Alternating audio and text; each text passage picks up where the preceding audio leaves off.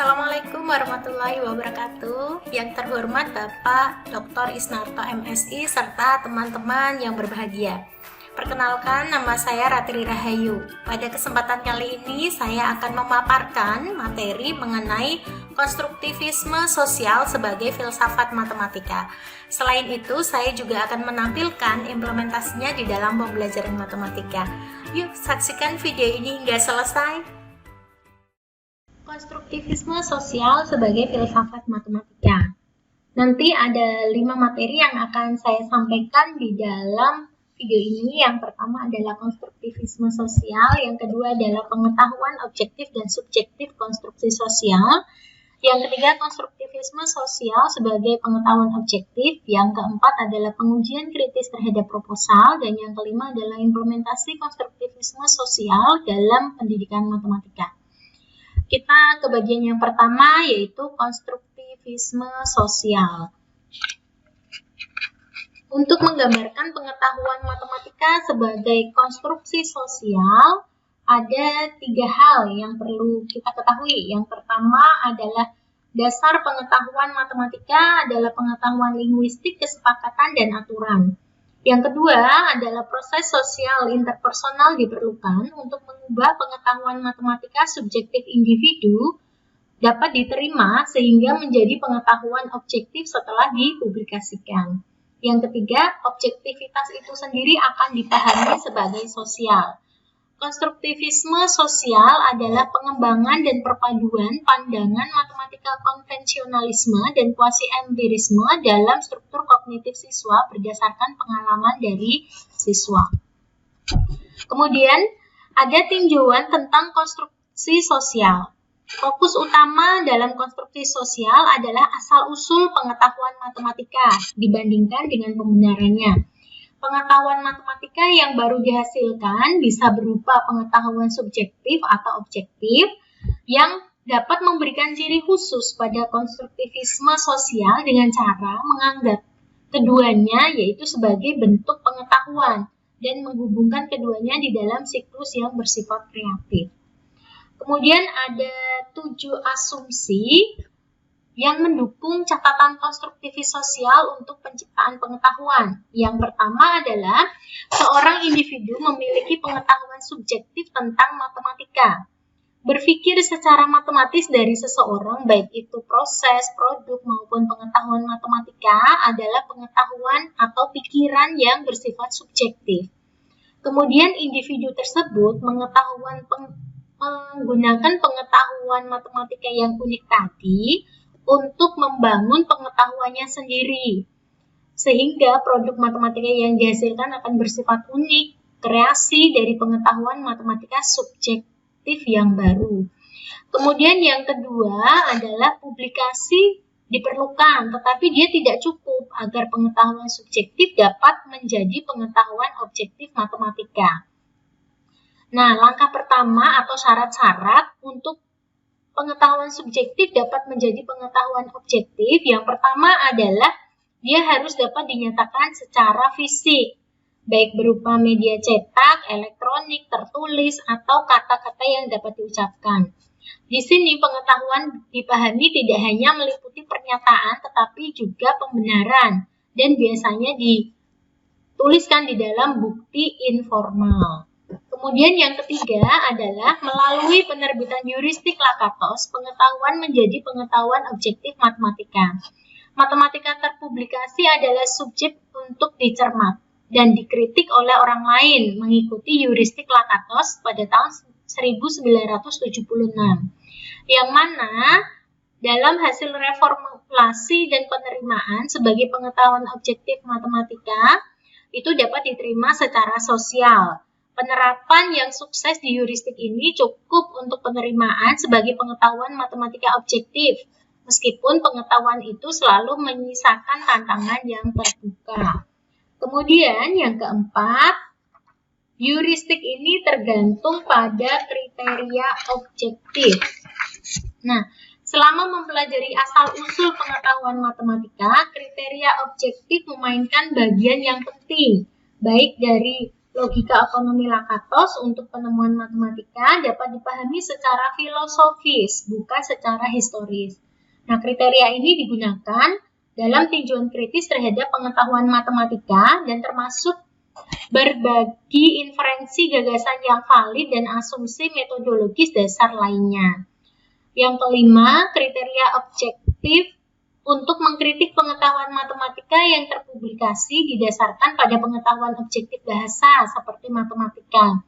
Kriteria ini tergantung pada besar dan luasnya pengetahuan matematika yang dimiliki, tetapi pada akhirnya berhenti pada pengetahuan bahasa bersama, yaitu pada kesepakatan linguistik.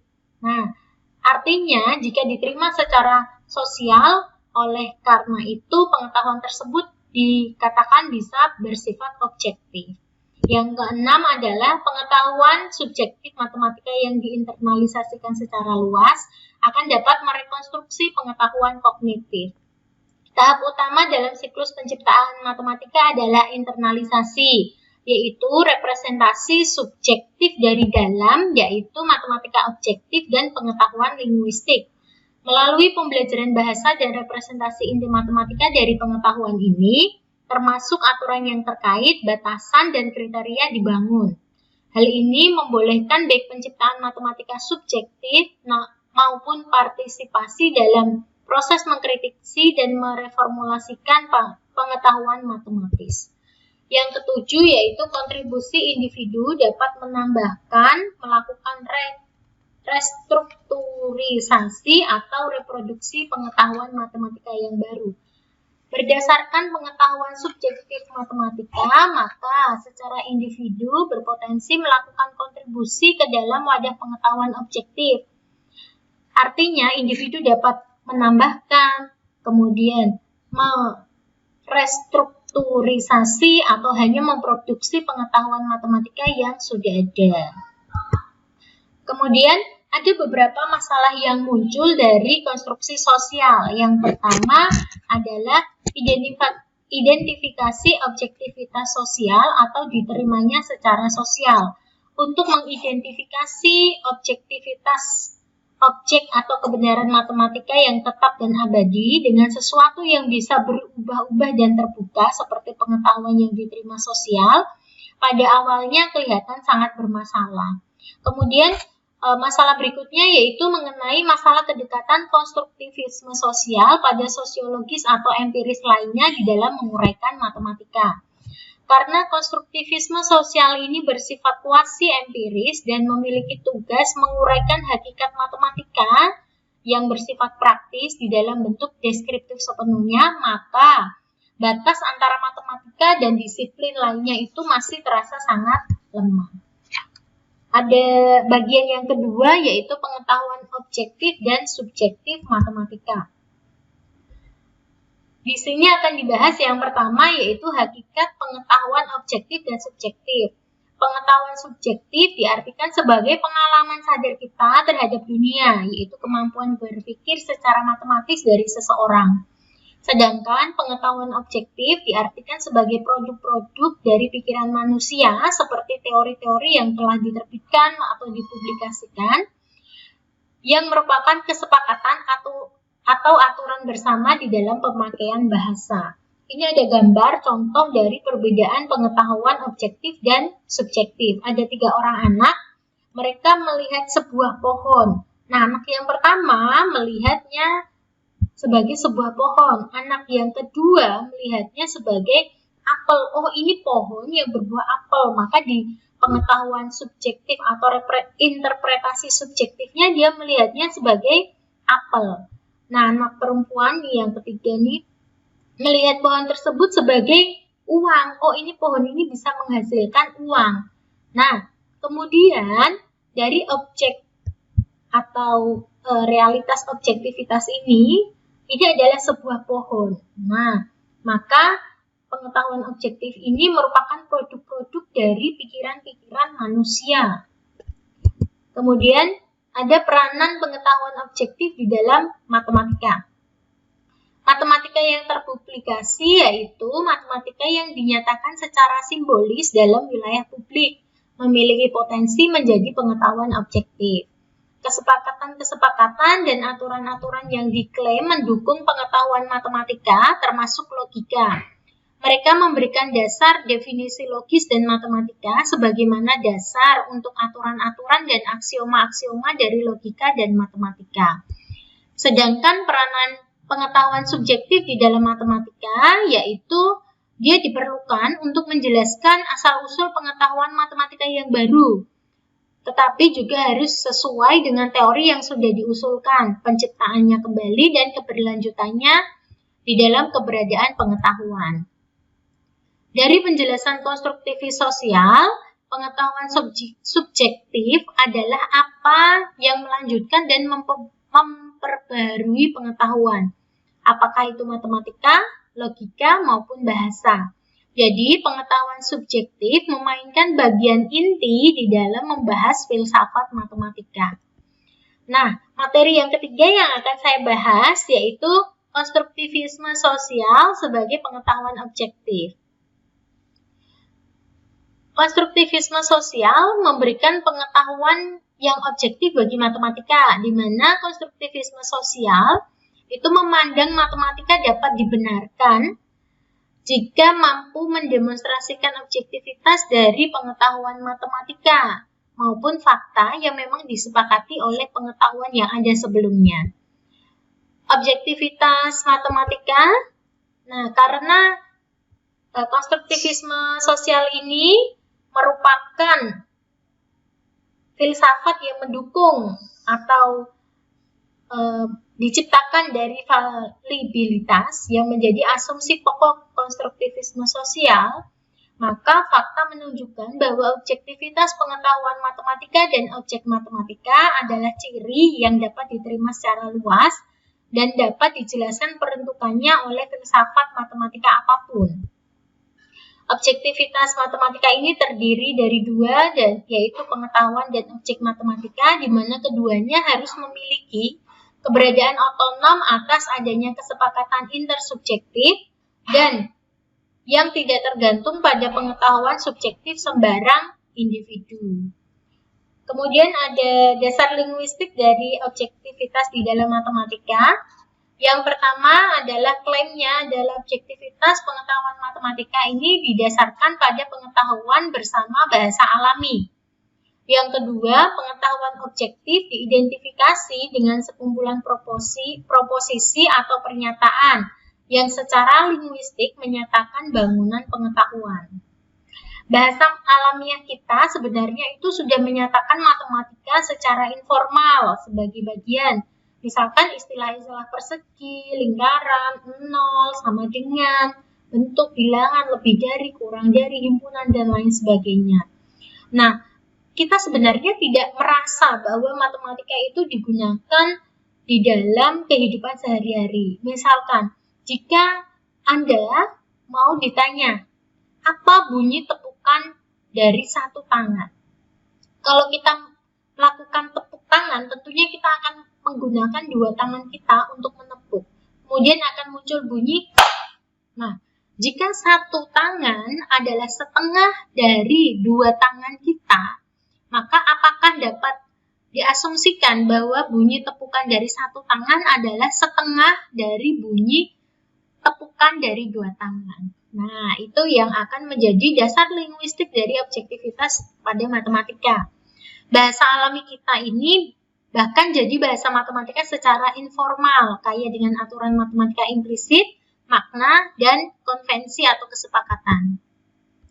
Dasar linguistik dari logika. Penggunaan istilah-istilah logika kunci seperti tidak, dan, atau, berimplikasi, jika dan hanya jika, memuat, terdapat, untuk semua adalah. Nah, istilah-istilah tersebut secara ketat itu mengikuti aturan-aturan dari linguistik. Penalaran sebagai seluruh dasar argumen rasional berpijak pada aturan-aturan bersama dari bahasa. Aturan dan makna logika matematika menyatakan versi terformalkan dan penghalusan logika bertujuan untuk memperbaiki himpunan permainan bahasa yang tumpang tindih dengan logika bahasa alamiah. Sehingga dapat disimpulkan bahwa pengetahuan matematika itu melekat di dalam bahasa alamiah sehari-hari. Kemudian dasar linguistik ini mengakomodasi perubahan konseptual. Kesepakatan linguistik memberikan pengetahuan matematika sehari-hari sebagai landasan yang aman. Demikian juga ia menyediakan alasan untuk perubahan di dalam matematika, seperti kesepakatan dan penggunaan linguistik berkembang dari waktu ke waktu. Dulu, meskipun kita selalu mempertanyakan, mengapa sih 1 ditambah 1 itu sama dengan 2? Nah, ini George Boole ini melakukan penciptaan yang sangat luar biasa. Dia menciptakan aturan yang baru, yaitu 1 ditambah 1 sama dengan 1. Dia menciptakan sebuah sistem yang formal yang memberikan arti yang berbeda terhadap simbol-simbol. Nah, dari penemuan George Boole ini dapat diperoleh kenyataan bahwa 1 ditambah 1 sama dengan 1 itu tidak salah, dan bahwa 1 ditambah dengan 1 sama dengan 2 itu tidak mutlak lagi benar. Pengetahuan matematika yang tertanam dalam penggunaan bahasa menyediakan dasar untuk pengetahuan matematis informal yang pada akhirnya nanti akan menjadi pengetahuan matematis yang bersifat formal. Nah, tadi sudah disampaikan bahwa pengetahuan matematika ini harus melekat di dalam bahasa alamiah kita. Kemudian, jaminan konvensionalis untuk pengetahuan matematika. Menurut pandangan konstruktivis sosial, pengetahuan matematika itu tidak sempurna, dalam arti ia bersifat terbuka untuk selalu dapat direvisi, dan objektif, yaitu dapat diterima sosial dan dapat dicermati oleh publik. Pengetahuan matematika yang valid adalah pengetahuan matematika yang diterima berdasarkan pada basis di mana menjadi pengetahuan yang dibuktikan secara publik atau yang telah lolos, yang telah dirumuskan kebenarannya dari cermatan-cermatan dan kritik publik. Pembenaran terdiri dari bukti deduktif yang sah secara informal dan formal. Nah, analisis dari bukti ini mempertimbangkan 2 aspek. Yang pertama adalah asumsi awal eksplisit dan urutan langkah benar menuju simpulan. Di dalam asumsi awal eksplisit ini terdapat 5 tahapan. Yang pertama adalah hipotesis, definisi, teorema, sehingga menjadi bukti, kebenaran informal, dan aksioma logis. Pada hipotesis dan kebenaran informal, nah di sini merupakan kesepakatan dan aturan dari bahasa matematika. Sedangkan pada bagian kebenaran informal dan aksioma logis ini merupakan pembenaran secara konvensionalis. Sedangkan pada urutan langkah yang benar menuju simpulan, penggunaan aturan logis dari inferensi, kemudian menuju penggunaan prinsip matematika dari inferensi ini dapat dipertimbangkan. Sehingga pengenalan asumsi baru menuju klaim langkah yang dapat dibenarkan dan analogi ini diverifikasi sebagai bukti dari matematika. Kemudian materi berikutnya yaitu objek matematika.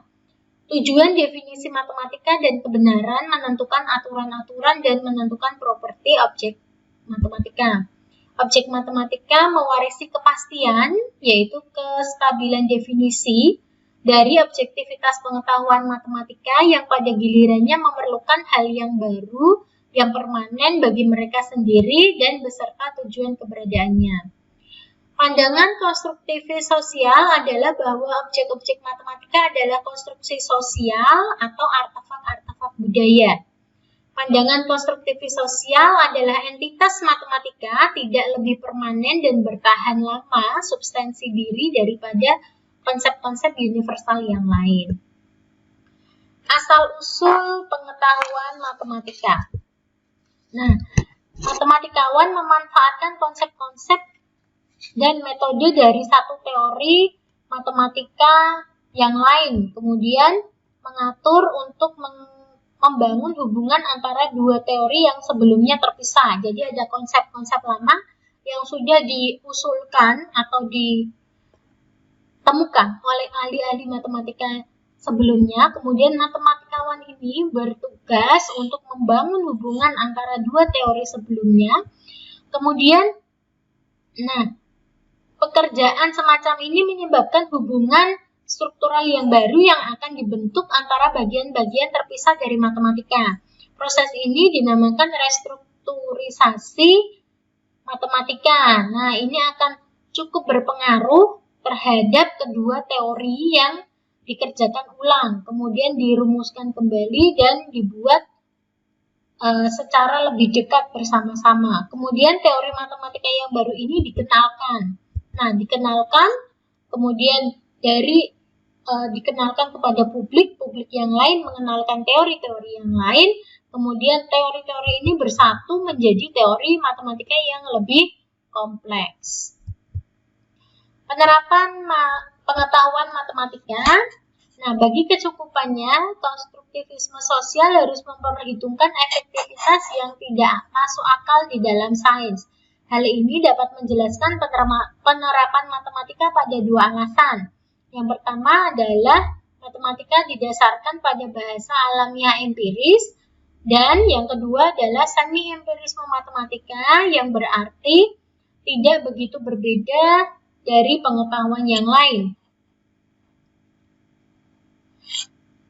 Bahasa alamiah empiris nih, banyak kosakata matematika langsung diterapkan ke dunia pengalaman dan aturan-aturan bahasa alamiah, termasuk kesepakatan bagaimana mengaplikasikan istilah-istilah di dalam matematika. Kemudian semi-empirisme matematika ini melihat lebih dekat hubungan antara matematika dan ilmu pengetahuan empiris daripada kemungkinan kemutlakan filsafat secara tradisional. Artinya adalah banyak masalah-masalah ilmiah yang dapat dirumuskan dengan bahasa matematika, sehingga dapat dikatakan semi-empirisme matematika. Materi yang keempat yaitu pengujian kritis terhadap proposal. Nah, matematika ini bersifat berubah-ubah dan relatif dalam konstruktivisme sosial. Kebenaran matematika didasarkan pada kesepakatan sosial, maka keduanya dikatakan berubah-ubah dan relatif. Matematika dikatakan berubah-ubah karena menurut konstruktivisme sosial, matematika ini berpijak pada keyakinan yang berubah-ubah pada praktek dan kesepakatan. Matematika yang berubah-ubah ini berdasarkan kenyataan bahwa pengetahuan matematika didasarkan pada kesepakatan dan aturan linguistik. Jadi, meskipun setiap simbol di dalam bahasa ilmiah adalah sembarang, sebagai pilihan tanda-tanda yang sembarang juga harus memiliki hubungan antara realitas dan keseluruhan model tersebut, sehingga bahasa tidak lagi menetapkan hal-hal yang sembarangan bagi matematika. Kemudian, matematika juga dikatakan relatif.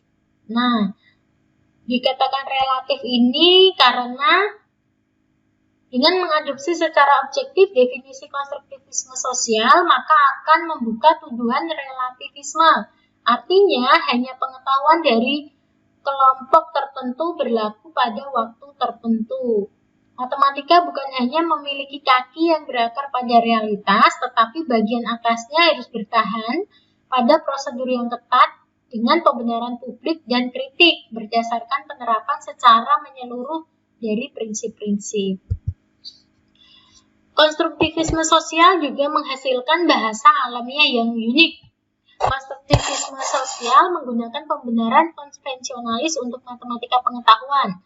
Ini mengasumsikan bahwa pengetahuan matematika bertumbuh pada alam yang bersifat unik bahasanya, kemudian ini akan bertentangan bahwa ada fakta lebih dari 700 bahasa alami yang diketahui, di mana banyak basis bahasa-bahasa tersebut itu berbeda dengan bahasa Inggris. Sementara, konsep-konsep dan kebenaran matematika ini bergantung pada fitur struktural dari bahasa Inggris, karena ditemukan di Eropa dan beberapa bahasa lainnya. Nah, konsep dan kebenaran matematika ini tidak harus sama di dalam semua bahasa alami. Ini memiliki dua jurusan konsekuensi tidak satu pun penting bagi konstruktivisme sosial, yang mana akan berdampak pada penutur bahasa yang bukan bahasa Inggris harus mampu menjelaskan kebenaran dari konsep-konsep matematika ini sesuai dengan konsep yang berasal dari bahasa Inggris. Kemudian ada keberatan-keberatan yang muncul sebelumnya. Yang pertama adalah penerimaan sosial ini tidak bisa diartikan sebagai objektivitas semata. Yang kedua, konstruktivisme sosial tidak cukup untuk menjamin dari pengetahuan matematika. Yang ketiga, konstruktivisme sosial menggabungkan konteks penemuan dan pembenaran dan melakukan kesalahan psikologi. Materi yang kelima yaitu implementasi konstruktivisme sosial di dalam pendidikan matematika. Nah, orientasi pembelajaran konstruktivisme sosial yang pertama adalah pembelajaran tersebut harus berpusat pada siswa, sehingga siswa mampu aktif dan mandiri di dalam melaksanakan proses pembelajaran.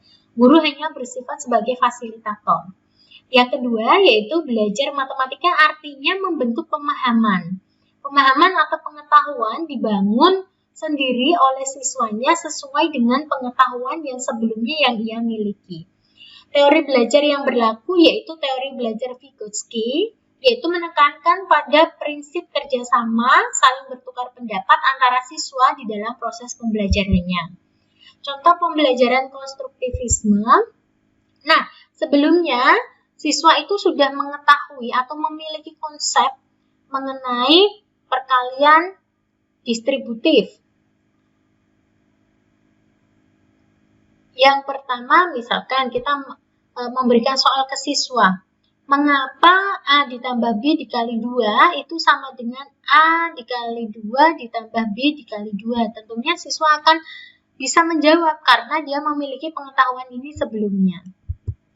Kemudian ditanyakan, dari mana kamu memperoleh pendapat tersebut? Nah, misalkan, oh ini dari pelajaran yang lalu ketika saya di SD atau di SMP. Kemudian pengetahuan tersebut akan digunakan untuk menguji apakah benar sin A ditambah B itu sama dengan sin A ditambah dengan sin B. Ini apakah berlaku untuk sifat distributif, perkalian terhadap penjumlahan. Sehingga siswa ini akan mencoba membangun pengetahuannya sendiri. Apakah sifat dari sifat distributif perkalian terhadap penjumlahan ini akan berlaku untuk trigonometri atau tidak.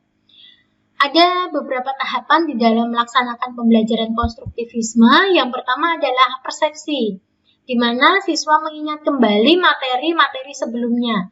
Pengetahuan objektif akan dipresentasikan siswa dengan memperluas informasi sehingga terjadi rekonstruksi konsepsi awal siswa.